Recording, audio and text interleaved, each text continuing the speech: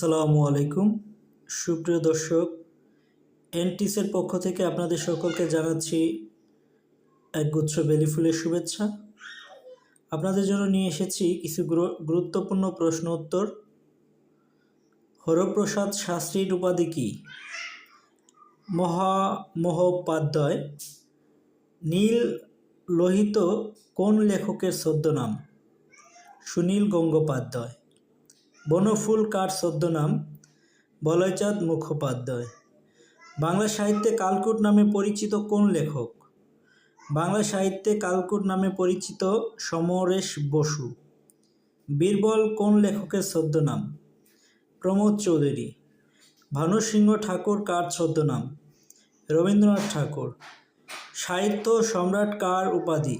বঙ্কিমচন্দ্র চট্টোপাধ্যায়। কবি কঙ্কন কোন কবির উপাধি?